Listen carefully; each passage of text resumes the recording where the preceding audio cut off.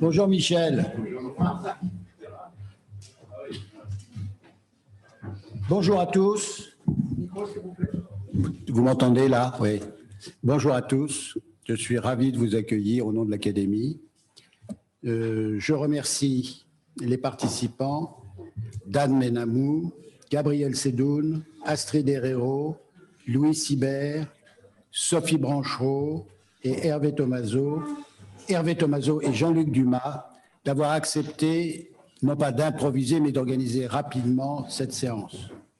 Nous avons eu en effet une défection dans le courant du mois d'octobre qui nous a conduit à improviser, entre guillemets, cette séance. Elle n'est pas du tout improvisée, eu égard à la qualité des intervenants, à leur passion pour le sujet, qui recoupe celle de l'Académie, très préoccupée actuellement par la transmission du savoir-faire chirurgical.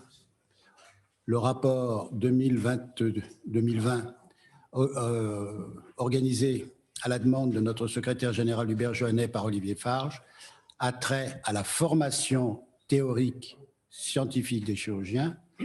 Là, nous allons, avec ce rapport 2021 qui sera publié l'année prochaine, nous travaillons actuellement sur la formation technique. Et la simulation y joue un rôle très important. Avant de commencer la séance, je passe la parole à notre secrétaire général qui a des annonces à nous faire. Bon, un simple rappel, Monsieur le Président. Donc, le 3 décembre prochain, c'est la journée des jeunes chirurgiens pour les prix Master 2. Le 8 novembre, ça sera la séance. Le 8 décembre, pardon, oui, 3 décembre, 8 décembre, la séance d'accueil des nouveaux académiciens.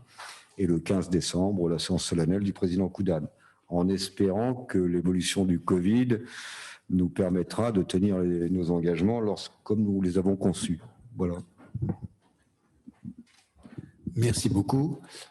Je passe maintenant la parole à Jean-Louis Béraud, notre secrétaire annuel, qui va nous faire le résumé de la séance de la semaine dernière, consacrée à la chirurgie ophtalmologique et organisée par Laurent Laroche et Françoise Foussarmaille.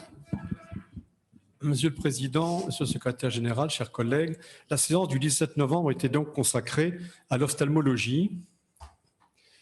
Laurent Laroche, en introduction, a précisé que l'ophtalmologie était la plus grande pourvoyeuse d'actes chirurgicaux et que beaucoup d'ophtalmologistes sont membres de l'Académie. Un panorama très divers est présenté par la suite. Françoise Foussarmaille, du service de santé des armées à Percy, a parlé de la traumatologie oculo-orbitaire de guerre. Le chiffre des plaies oculaires est très important, 19% actuellement. Elles sont de plus en plus fréquentes. L'incidence est beaucoup plus élevée que la surface de l'œil pourrait le laisser prévoir. Les agents les plus vulnérables sont les éclats et les projections telluriques des engins improvisés de plus en plus utilisés. L'effet de blast et les brûlures aggravent les lésions. Il y a souvent un trauma facial associé. Le trauma par laser est majoré lorsque le faisceau est reçu au travers de jumelles. Les lésions sont très variées avec atteinte fréquente et grave du segment postérieur. Le globe oculaire est peu élastique et les projectiles font d'énormes dégâts. La prise en charge doit être rapide pour limiter le risque d'endophtalmie, toujours redoutable.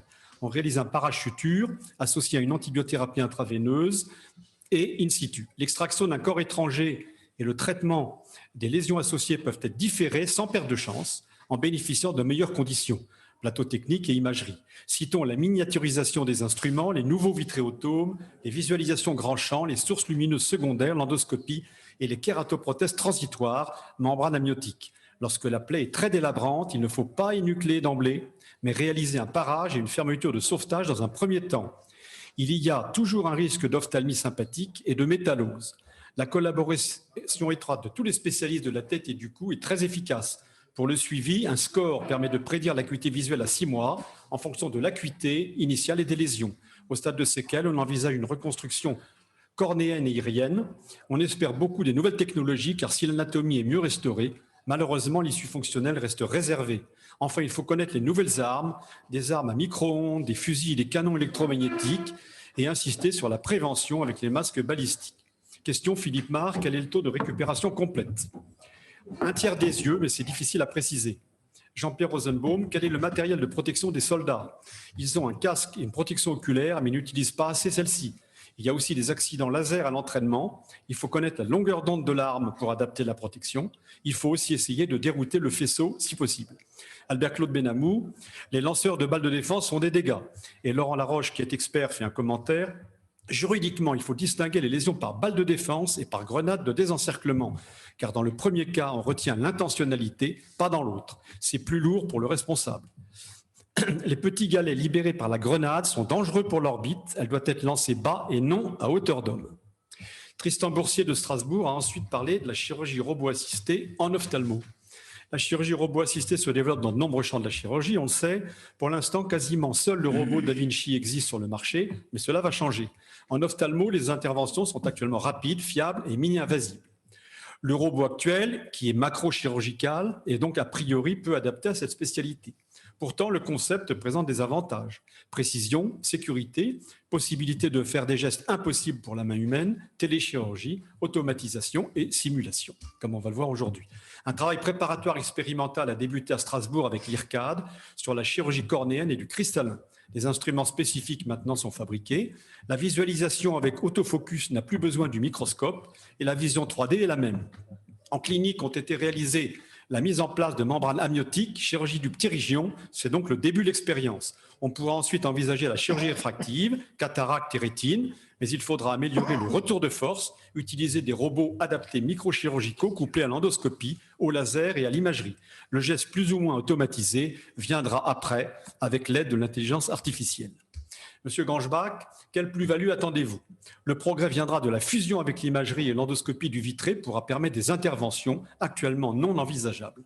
L'automatisation suivra. La chirurgie réfractive est déjà en partie automatisée.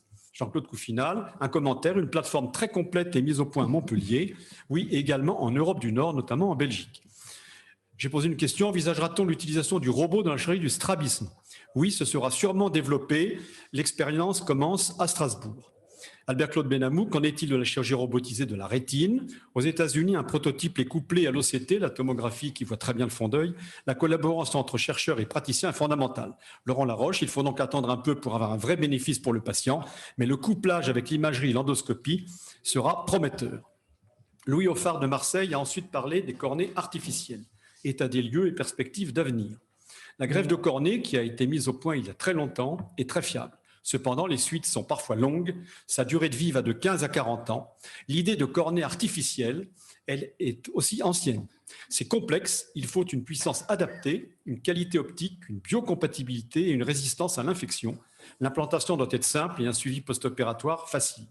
Les kératoprothèses actuellement utilisées sont les ostéo-ondoto-kératoprothèses utilisant une dent et la kératoprothèse de Boston, plus souvent réalisée mais nécessitant un greffon quand même.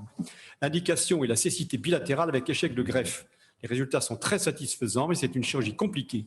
L'avenir est la cornée artificielle biologique. Sont étudiés des gels de collagène avec kératocytes humains et impression 3D, une matrice de collagène humain, une vraie cornée reconstituée par thérapie cellulaire.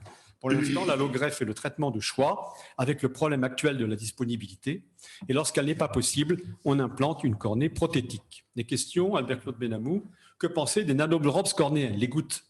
C'est la chirurgie réfractive, le but étant de modifier la réfraction de la cornée. L'idée d'introduire des médicaments dans la cornée est intéressante, affaire à suivre en sciences fondamentales et en application clinique après. Ronald Virag, le manque de cornée humaine va-t-il booster ces recherches? Oui, et notamment en Afrique où sont envisagées des kératoprothèses plus simples, étant donné l'importance de la cécité en Afrique.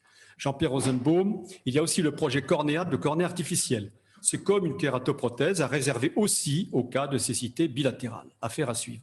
Maxime Ross, lorsqu'on réalise une odontoprothèse, comment répartons la zone dentaire? C'est réalisé dans le même temps. Philippe Marc, quelle prothèse utilisez-vous? La prothèse de Boston qui a fait largement ses preuves. Laurent Laroche, un commentaire, la kératoprothèse est la dernière cartouche et son utilisation doit être rare. Nathalie Cassou de l'Institut Curie, avant-dernier topo, chirurgie des tumeurs. Le cas particulier de l'œil. La chirurgie oculaire est incontournable pour traiter les tumeurs. Il est fondamental de pouvoir réaliser une chirurgie complète, R0, pour obtenir une survie sans récidive et sans métastase. Ces tumeurs concernent les paupières, en général carcinome épidermoïde, la conjonctive, le globe, mélanome choroïdien et l'orbite. Pour des raisons anatomiques, bien sûr, l'exérèse R0 est souvent impossible. Les gestes doivent préserver au maximum la fonction et l'aspect anatomique en raison du rôle symbolique majeur de l'œil et du regard. Les marges pour les épidermoïdes sont réduites et pour les mélanomes, on va utiliser la radiothérapie. Mais les structures oculaires sont très radiosensibles et beaucoup de tumeurs sont malheureusement radiorésistantes. On utilise l'irradiation par protons, la curithérapie de contact, la contact-thérapie avec faisceaux très fins et la tomothérapie. Pour reconstruire les paupières après exérèse, on utilise des techniques de plastie les plus simples possibles.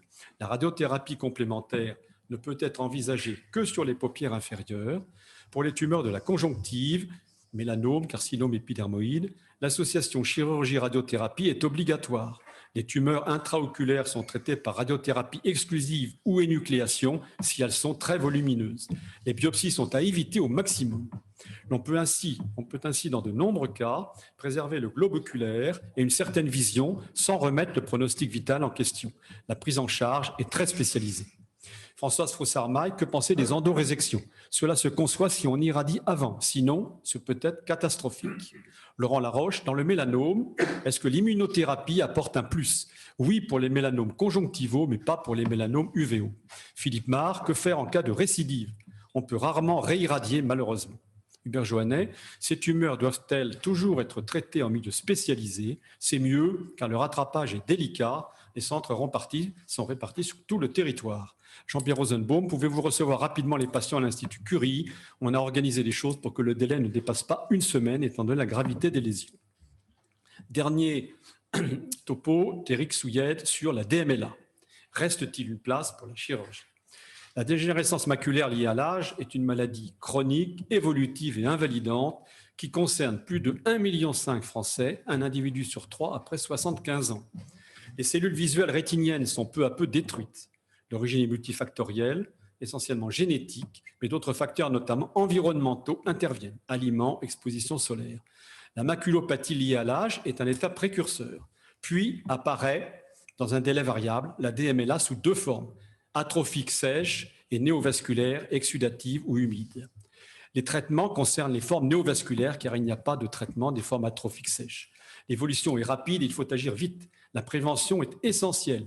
Campagne de dépistage qui se développe beaucoup. Les premiers traitements étaient la photocoagulation des foyers au laser, puis la photothérapie dynamique en 1990. Ensuite sont apparus les anti-VEGF, le Lucentis et l'Avastin, on va en reparler, avec des résultats spectaculaires, surtout une stabilisation des lésions qui n'évoluent plus. La chirurgie au début consistait en une exérèse des néovaisseaux assez décevante. Puis a été utilisée la translocation maculaire en décollant la rétine, totalement d'abord, puis partiellement, et en modifiant ainsi la place de la macula loin des néovaisseaux. Également, le télescope implantable pour magnifier l'image au niveau de la fovea, qui est la partie la plus pertinente de l'œil au niveau de la macula.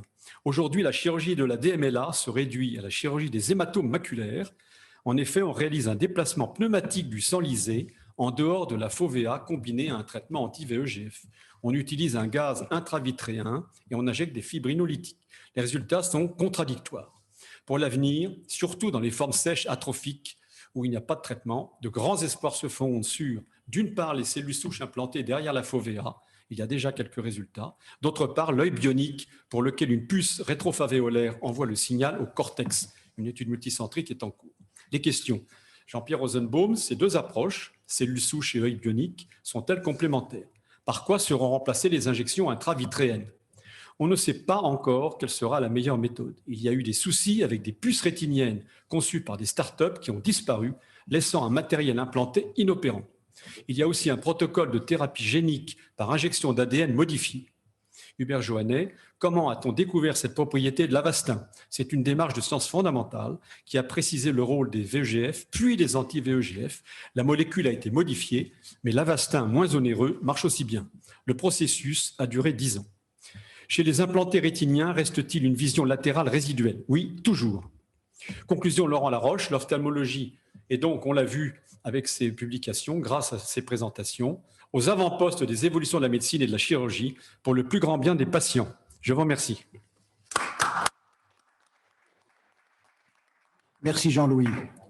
Avant de commencer la séance, je dois vous donner 3 informations sur le dynamisme de notre compagnie. En dehors de toutes ses activités régulières, elle a pris contact ces derniers temps avec l'Académie de chirurgie dentaire, qui représente la spécialité de la chirurgie orale, avec la Fondation des Gueules Cassées et avec l'Institut Mérieux.